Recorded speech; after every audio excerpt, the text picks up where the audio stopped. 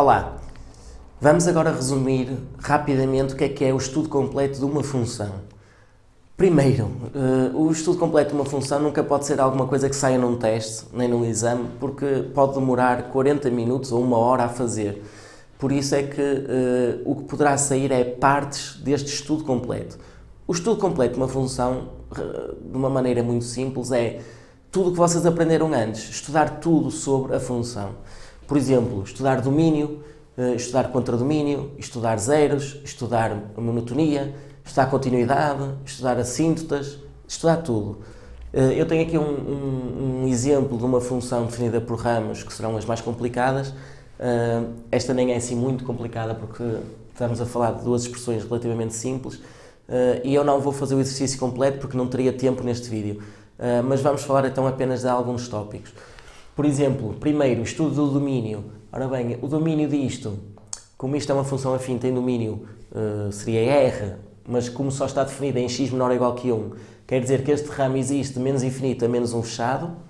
Aqui temos uma fracionária em que o domínio seria aqui o x, e a parte de baixo teria que ser diferente de 0, portanto o x teria que ser diferente de menos 1, mas como esta função só começa a seguir ao menos 1, portanto aqui o domínio daria de menos 1 aberto a mais infinito. Reunindo ambos os ramos, eu ficaria com o domínio R. Vamos falar também, por exemplo, da continuidade. Vamos estudar a continuidade no ponto que nós desconfiamos que ela pode não ser contínua, que é o ponto de mudança de ramo. Portanto, teríamos que fazer limite quando x tende para menos 1 à esquerda, limite quando x tende para menos 1 à direita. O menos 1 à esquerda temos que usar esta, e eu vou pôr já aqui o resultado para não perder mais tempo. O menos 1 mais, teria que ser no ramo de baixo. Ora bem, se eu substituísse aqui por menos 1 mais, isto estaria menos 4, não, menos 2 sobre 0 mais. Portanto, estaria menos infinito. A seguir, vamos estudar as assíntotas desta função. Ora bem, começamos pelas assíntotas verticais. Como o domínio é R, a assíntota vertical só pode existir em pontos de exclusão de domínio, que não há, ou em pontos críticos de mudança de ramo. Neste caso, em x igual a menos 1 poderá ser uma assíntota vertical. Tenho que fazer os limites laterais, que já os fiz, e se algum deles der infinito, então temos uma assíntota vertical. Portanto, como o limite, quando x tende para menos 1 mais, é menos infinito, x igual a menos 1 é a assíntota vertical. As assíntotas não verticais. As assíntotas não verticais têm que fazer para um ramo e para o outro. Por exemplo, para menos infinito. Em menos infinito eu posso fazer o m e depois o b. A limite deve de x sobre x. Como utilizo o ramo de cima, isto vai dar 2, o m, e depois o b, a limite deve de x menos 2x, quando x tende para menos infinito, isto vai dar menos 1. Portanto, neste caso, y igual a 2x menos 1 é a assíntota oblíqua do gráfico da função. Para mais infinito, faria o mesmo, mas utilizaria aqui o ramo de baixo. Se quiserem parar o vídeo e resolver, eu vou pôr a resposta e vocês depois conferem. Parem então o vídeo um segundinho.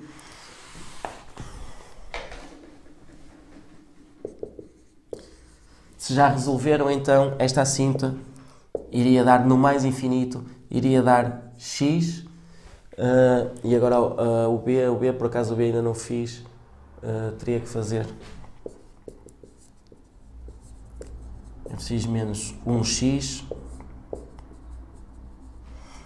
ficaria limite x ao quadrado menos 3 sobre x mais 1 menos x, teria que igualar os denominadores, menos x, isto iria dar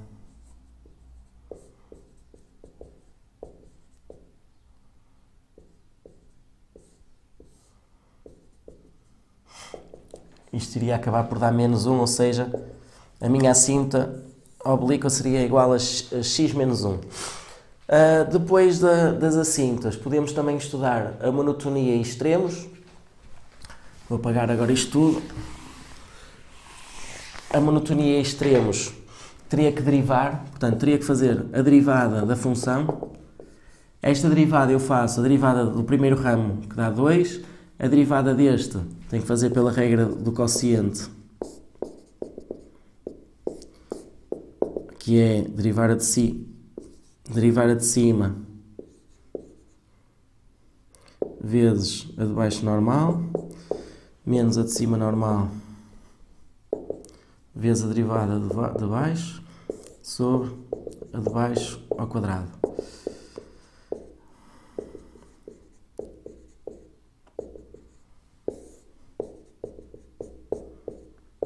Isto daria então x ao quadrado mais 2x mais 3. Pronto, já está simplificado. Agora, se eu fizesse, precisava de fazer os zeros. Por acaso, aqui, se eu fizesse os zeros disto... isto depois já a seguir vou pôr só aqui a resposta. Já vamos a seguir fazer isso. Portanto, a minha derivada de cima fica se x menor que menos 1, se x maior que menos 1. E no ponto menos 1? Ora bem, no ponto menos 1 eu teria que fazer mesmo estudo à parte, teria que fazer as derivadas laterais. A derivada no menos 1 mais e a derivada no menos 1 menos. E estas derivadas laterais, como vocês já viram em vídeos anteriores, têm que ser feitas pela definição. Portanto, teria que ter limite com x a tender para menos 1 mais, f de x menos f de 1 sobre x menos 1. Tinha que resolver estes limites e em baixo era igual. Neste caso não iria existir derivada, porque nós já tínhamos estudado, nós já tínhamos visto que ela não era contínua. Não sendo contínua não vai ter derivada e por isso a minha derivada fica assim.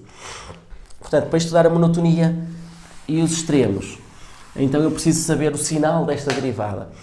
Neste ramo, a derivada é positiva.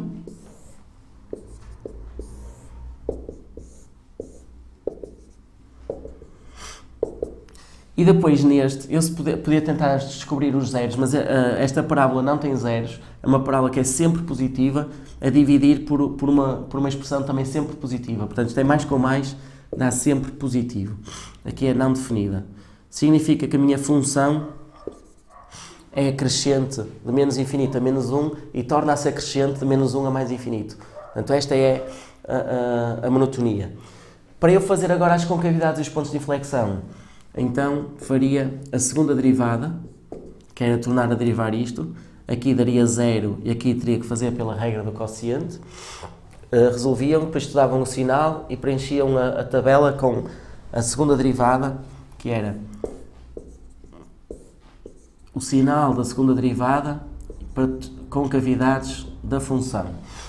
Pronto. Por fim, ainda temos mais pormenores a estudar, por exemplo, a paridade e a injetividade. Paridade seria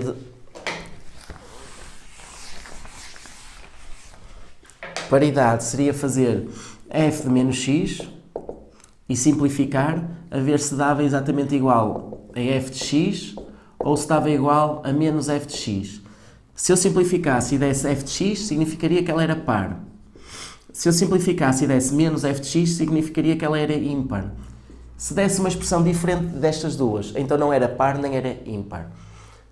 Para ser injetivo ou não, tinha que ver se havia dois objetos diferentes que tinham a mesma imagem. Portanto, dois x diferentes que tinham o mesmo y.